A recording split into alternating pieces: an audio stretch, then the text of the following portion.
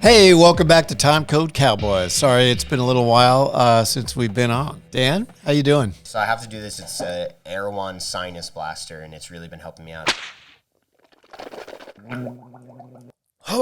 Well, you know, as Cowboys do, we had quite a ride ahead of us. We had to get from one town to the next, and it's just me, my dad, our trusted steeds. Here's the thing. This is the one Timecode Cowboys episode where I can just kind of wind Danny up and sit back and let him tell you. I don't want to hog the whole hour. Hey, you know what? That's okay. You're the one you're coming in with the goods. So. Al, come on. It's you and me. There's two Cowboys, not one. I'll chime in. I have been. There ain't no I in Cowboy. I'm talking. Well, we're going to be talking about Cannes. The Cannes Film Festival. Yes. You know, and I was there. Yes, but Dan, why were you there? I edited a film that got accepted into the Cannes Classics section. Well, first of all, I have to say as a dad, I'm super proud of Danny and his accomplishment, and we're excited to share his whole experience in Cannes with you. I got this hat. I got this hat for Al. Do you like it? I got you a cool one. Oh, yeah. I do like it. It kind of reminds me a little bit of the Formula One hats. And then when I started getting hats, I was like, I got to get hats for everybody. So I ended up getting, that would be a lot of hats. I did get hats for everybody. I bought like all the hats at their boutique shop. It was funny because I kept going back, and then one day I like cleaned them out of all the hats, and I'm sure they didn't mind. No, I was at the counter and I was like going to throw in some postcards or something, and maybe some like lighters that had the Palme d'Or. And I was like, oh, I'll get these two. And the guy's like, you could just, those are free. You bought enough. I was like, oh, okay, cool. So yeah, but I mean, it was overwhelming. It was crazy. I was there because. But tell us what the film was. I was getting to it. Wait, let me do my traditional. Yeah. I'm much more comfortable like this. So yeah, I cut this movie called Slauson Rec. Shout out Lewis O'Neill. Shout out Elise Douglas. Shout out Kevin Klauber. Shout out Matt Zion. Yeah, it was an insane experience, and still kind of figuring out exactly how to like talk about it in a way that is like public facing, because It's been such a thing I've been working on for so long, kind of in secret. Well, not in secret necessarily, but it was just sort of under wraps out of sight. So I knew. You knew. You've seen the cut, multiple cuts, and we kind of unexpectedly got into Cannes as a like kind of last minute addition. You know, the festival consists of all these different sidebars, so it's like the International Festival of Film, which is what Cannes is. It's always been called the International Festival of Film. You know, usually it runs from beginning to mid-May to end of May. And it's been happening every year. This was the 78th Cannes Film Festival. It's grown like exponentially since it began. So now it's an event. It's big. Yeah. It's got a permanent footprint there now. And they call it the Palais. And it's just like 4 to 8 different theaters that are all part of this complex. And they're all every day playing movies that are part of the categories, which are almost like a convention. Oh, yeah. No, for sure. There's also a marketplace happening alongside of it, just like people doing business and trying to get financing locked in for films that either have stars attached, or producers, directors are looking to, you know, get greenlit or whatever. So that's happening kind of adjacent and parallel to the festival. But there is a big corporate element. Obviously, there's a lot of event activations and stuff on the beach. And like, there's this giant Campari, like sort of like set build almost like on the beach where you could go and like drink free Campari, or there's like an espresso activation. So it feels kind of like a cross between Coachella and, I can't quite put my finger on it. It's like, you know, it's like a weird World's Fair that in Chicago, yeah, you know, where there was a whole world that lived right outside the perimeter, and people were cashing in on, you know, the attraction. There's layers to it for sure. I mean, that was another thing. The crowd it attracts as well. Oh yeah, very interesting. Yeah, international it's true, a lot of money. But like I was telling you the other day, I think it's like not surprising that at something of this scale, you go and you're like, wow, I'm in. Like this is crazy. Like. If I was on the other side of this being like, someone had told me a year ago, you're going to go to Cannes, I'd be like, wow. And it still was amazing, but there's just so many, there's always another room you can't get into, or another party you can't get into. Not that was like why I was there, but it's just funny because you see how much. See it. Exactly. It's a class structure. There's something going on that yacht over there. I wonder what's happening. Oh, whoa, what's happening up there? So it's a layer cake, and it's a very complex layer cake. It's not all of it good. It felt a little bit like you're kind of watching like Vegas capital move in real time. Yeah, and there is a casino there, which is interesting because I think the south of France is known as kind of, you know, you have Nice, Cannes, Monaco. And I was talking to Luna, my girlfriend,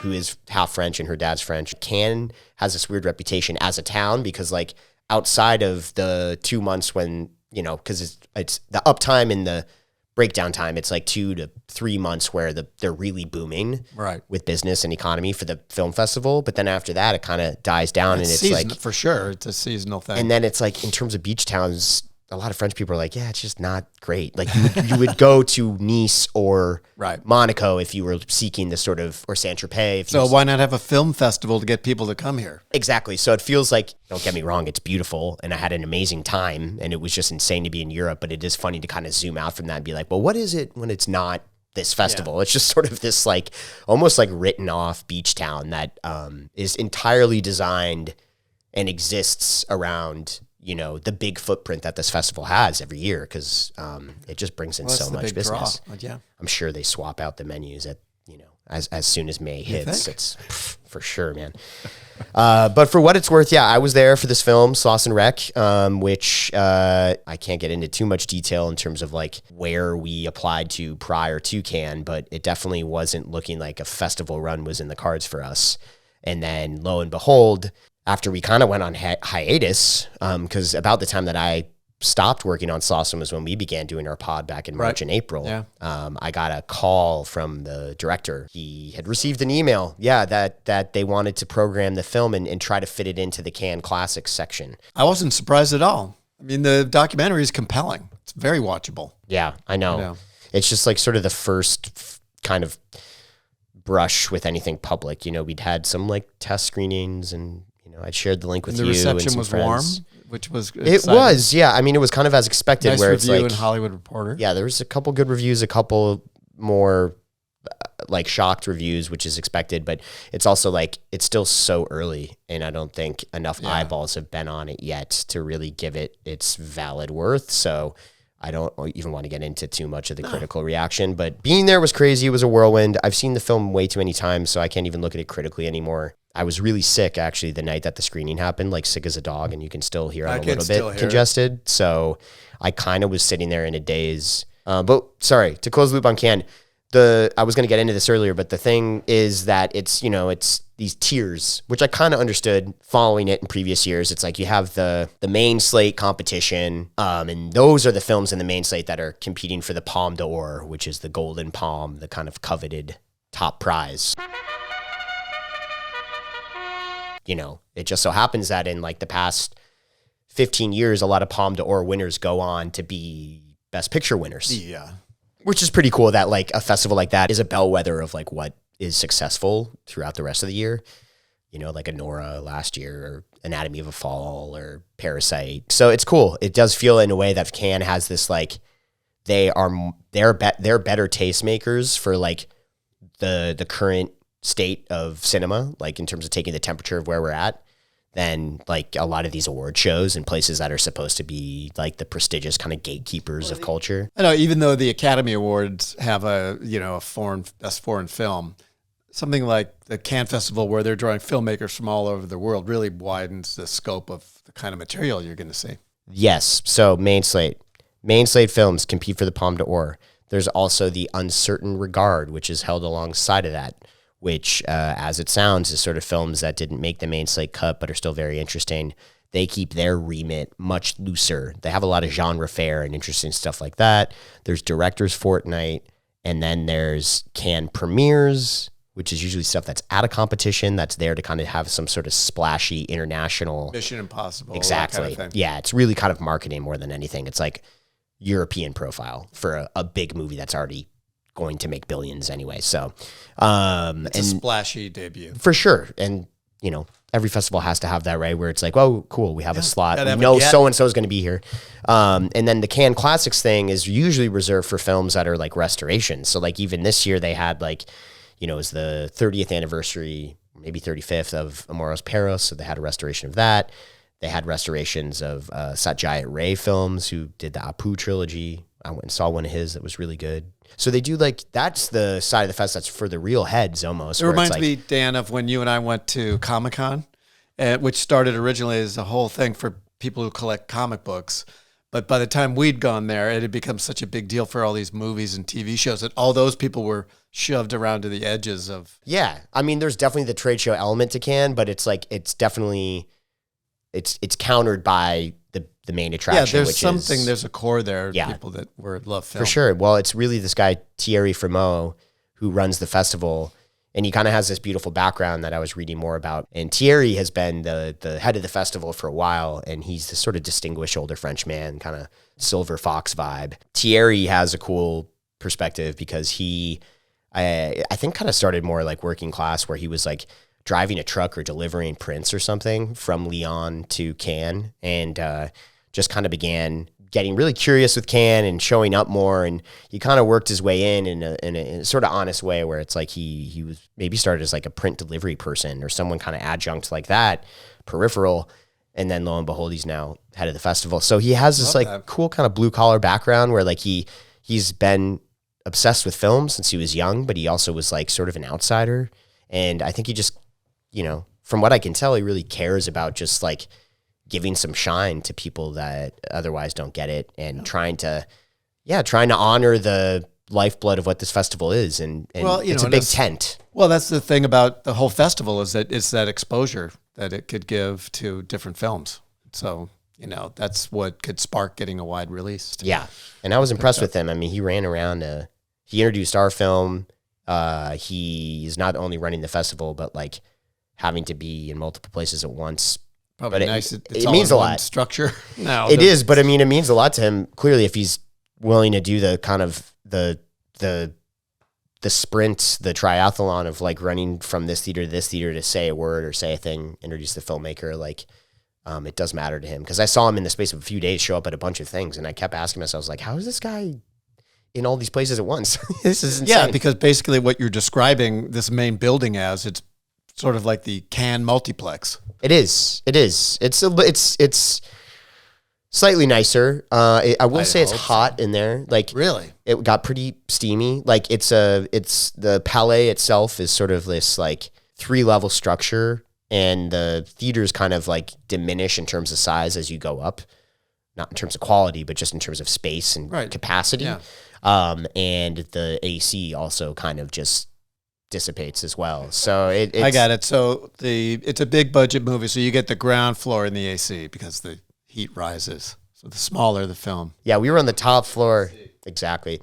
The big theater there is called the Grand Lumiere, and that's like where everything premieres.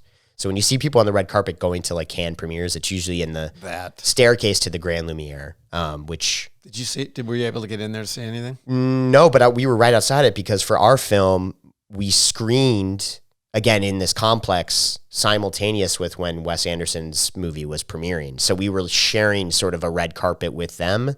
I didn't walk it, but it was Leo, the director, Shia, and Matt, the producer. So they all had to walk in through that. We saw them on video, and we were all just kind of like, whoa, but they keep you in a room until you're ready to kind of like go to the screening. We were in the Boonwell Theater, named after Louis Boonwell. Louis Boonwell. Andalusian Dog. Yeah, he did co-direct that with Salvador Dali and Man Ray, I think, right? Oh, yeah, I think so. Yeah, so Boonwell. We screened there on a Sunday night, and again, I was sick as a dog, but it was great. We were top floor. Air conditioning wasn't working quite well. Boonwell Theater is very well appointed, but it's nothing like the Grand Lumiere. And I'm not saying any of this is some sort of like, oh, wow, my experience. It's just, I'm trying to paint an accurate picture, because I think a lot of what Cannes is too is it's funny, and it's like smoke and mirrors, and it's the laurels, and it's this and that. Even my Instagram stories, I'm sure the illusion of it is like, oh yeah, I'm just fucking hobnobbing, I'm on a yacht. It's not how it was. And I think the reality of it is way more interesting, which is that it's a big festival. There's a lot of layers, literally, figuratively, a lot of sidebars, a lot of sections. It's impossible to go there and see everything. But yeah, we had the blessing ultimately of Thierry and this guy, Gerald, who programs Cannes Classics, to accept us in and to kind of absorb us as a late minute addition. I mean, I think probably in a perfect world, they would have wanted to get us slated into like Director's Fortnight, Uncertain Regard, somewhere a little bit higher profile, but this was the compromise. And it's like, at the end of the day, you're still at the Cannes Film Festival. Yeah. And it's a testament to their, I think, willingness to go out on a limb and be like, hey, we're going to take this. Yeah, exactly. There, yeah. It was a big deal. And, you know. Yeah, it's a big deal. Yeah. You know, it's a mark of approval. Yeah. You know, you've been anointed. Yeah.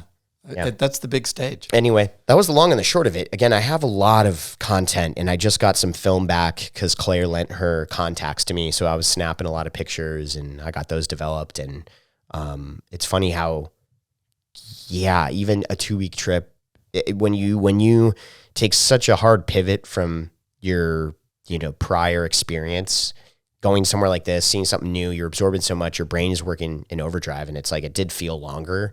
And I feel like I'm still kind of catching up. It's like a weird thing to be back here.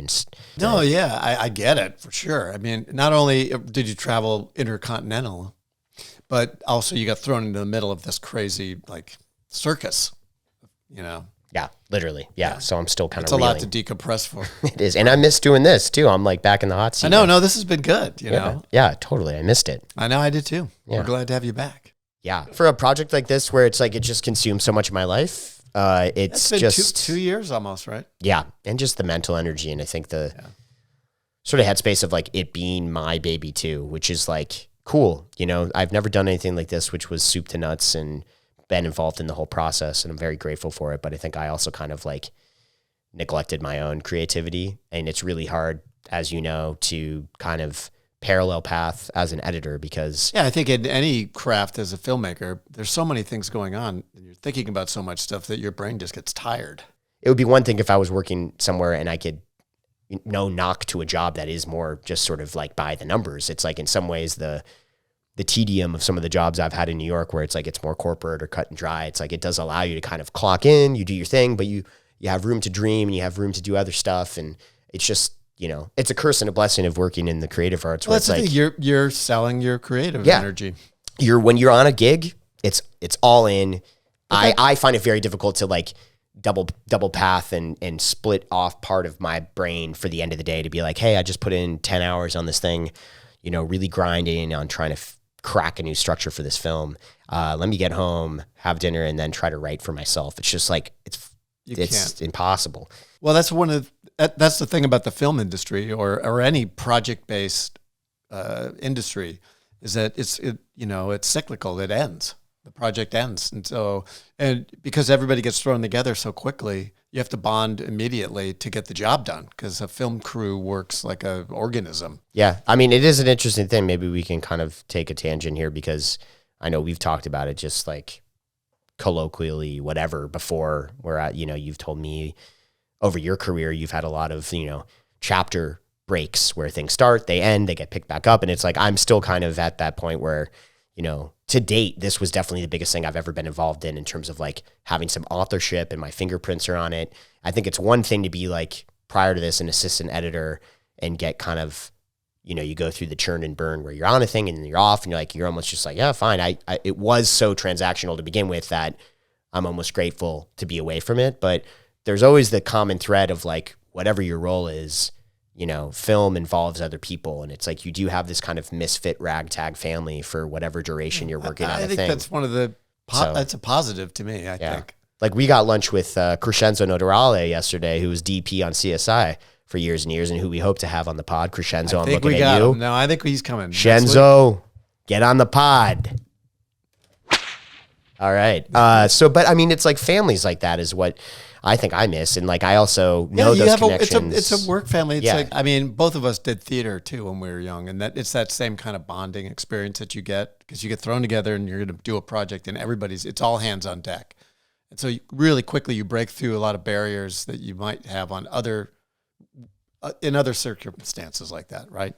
So, it becomes it's a family. It's a work family, and in post, which both of us have spent a lot of time in, you're really sitting with somebody, that relationship is your work day.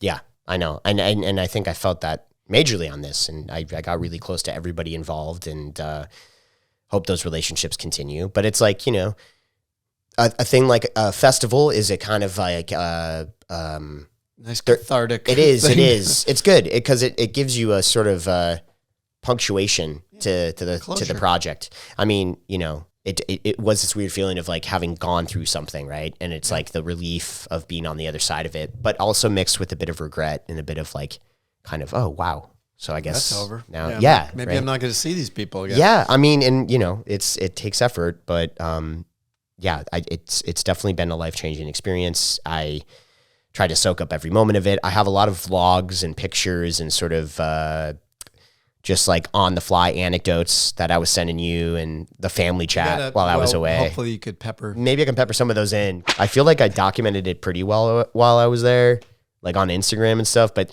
there's always that sense like when you leave something like that, you're like, man, I could have done like more.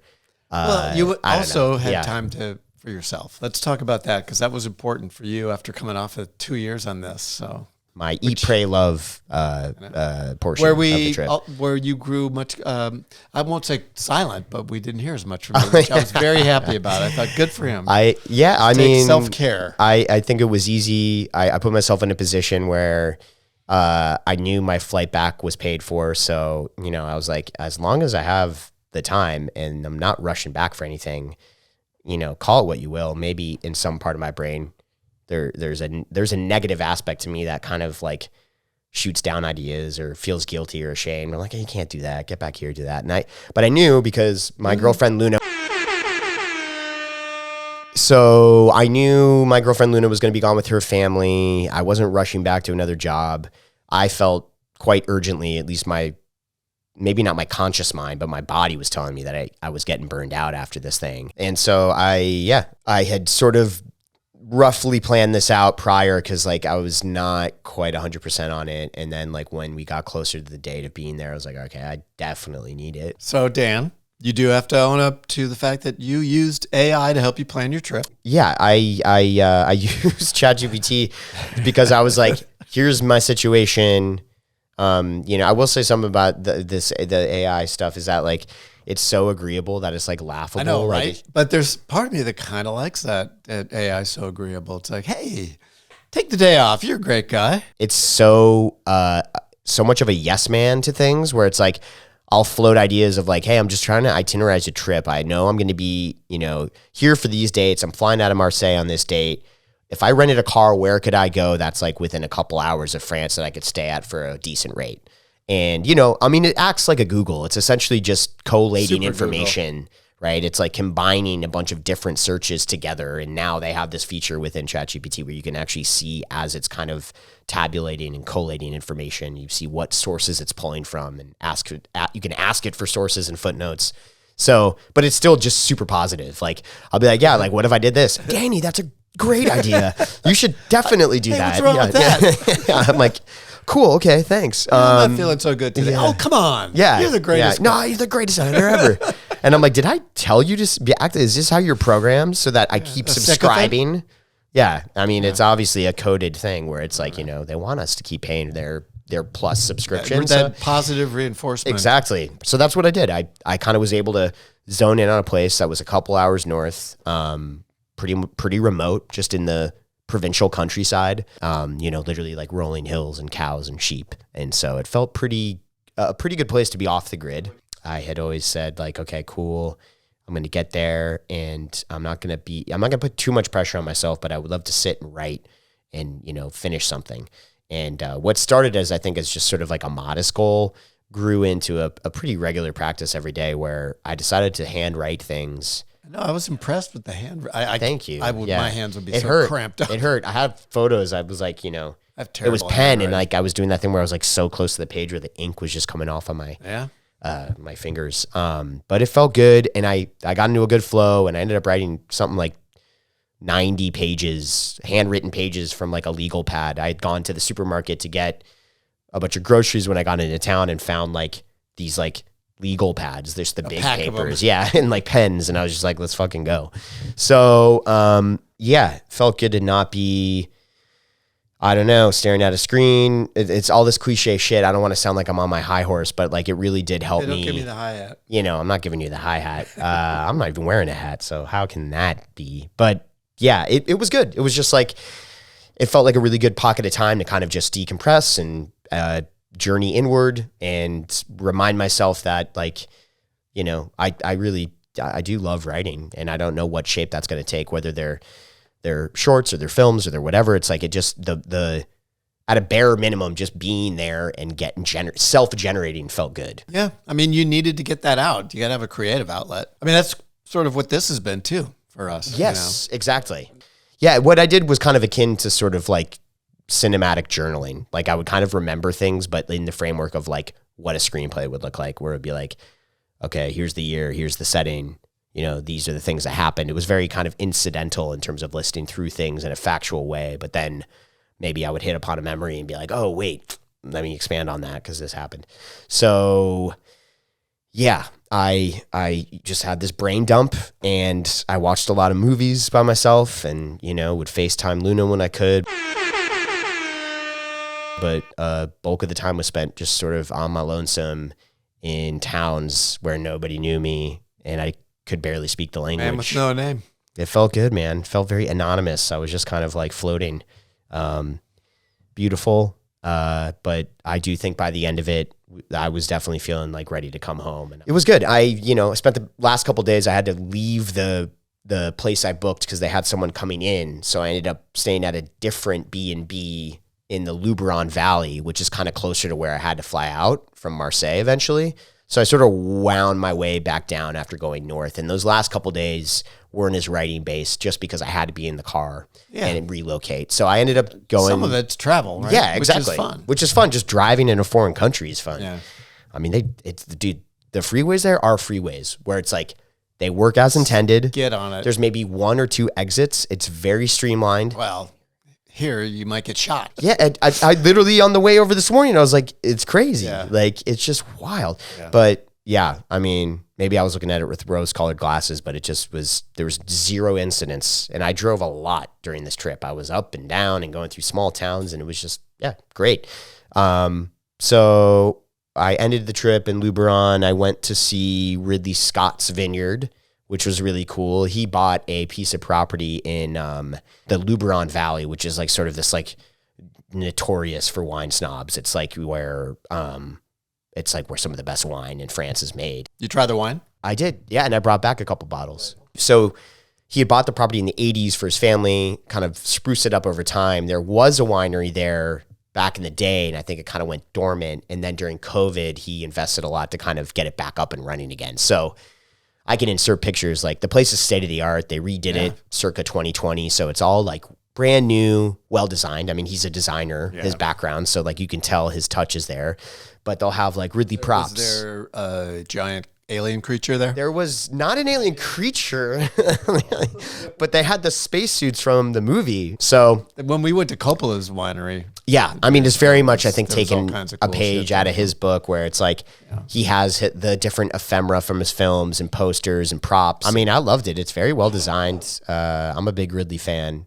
The Scotts in general, like Tony's my boy. But yeah, it was cool. I did that and did a little VIP tasting thing, learned about wine, or at least more about wine. And then before you know it, I'm on my outbound flight. And then I'm here. So yeah, man. I mean, I feel like I covered it pretty well. Is there anything like you want to add to? Well, this is good too because we are now catching up about it. We haven't really had a chance. I know we really haven't. We haven't had a chance to just download any of this. So it's fun. I mean, I get to live vicariously through you. Yeah. What was I going to say? We also got these green screens that are just laying over there that I'm looking at. That's really funny. Should I go grab that and bring it over here? Just maybe for the I'll put it behind you. Yeah, we can say can. Yeah. Okay.